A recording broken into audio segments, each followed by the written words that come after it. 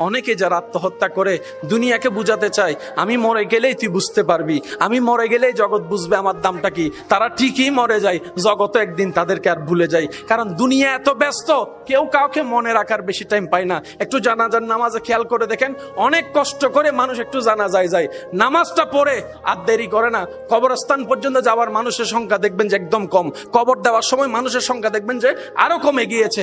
মানুষের ব্যস্ততা এমন, আজকে যেরকম আপনার আমার অন্য কারোর জন্য টাইম নাই, একদিন ওদের হবে, আমাদের জন্য কারো টাইম থাকবে না। সেজন্য মনে রাখবেন, পৃথিবীর যতই আপন হোক, যতই কাছের হোক, যতই রক্তের হোক, যতই ভালোবাসার হোক, কেউ কারো আপন না, কেউ কারো আপন না।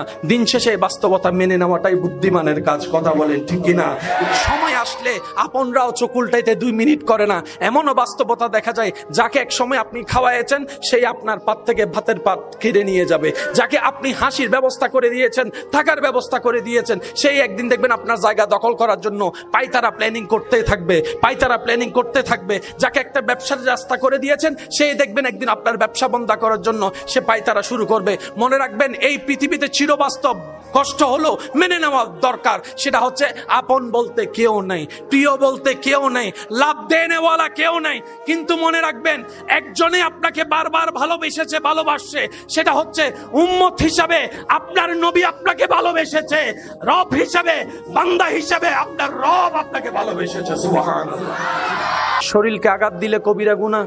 রব বলে যে এগুলো আমি তোমাকে ব্যবহার করতে দিয়েছি, তুমি মালিক তো হও নাই, সুতরাং তোমাকে দেওয়া জানটা আমি রবের দান, সেটাকে আত্মহত্যা করার অধিকার কারো নেই। সবচেয়ে চমৎকার বিষয় কি জানেন?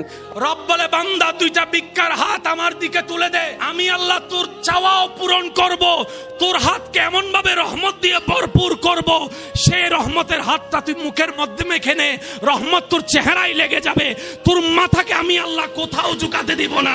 যার দিল নবীর প্রেম নিয়ে রবের দরবারে ঝুঁকে যায়, ও তো রব তাকে সর্ব জায়গায় ইজ্জত দান করেন। সুবহানাল্লাহ।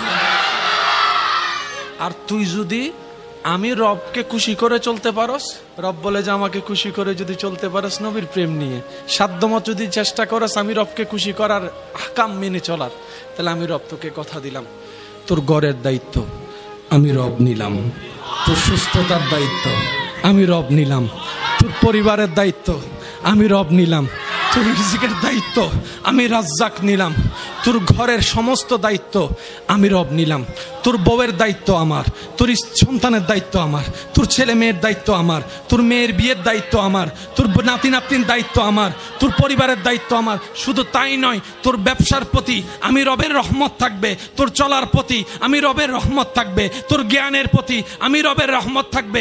তুই রাত্রেবেলা অসুস্থ হয়ে দুর্বল হয়ে ঘুমাই যাবি, সকালে উঠাই দেওয়ার দায়িত্বটাও আমি রবের, সকালে উঠাই দেওয়ার দায়িত্বটা আমি রবের।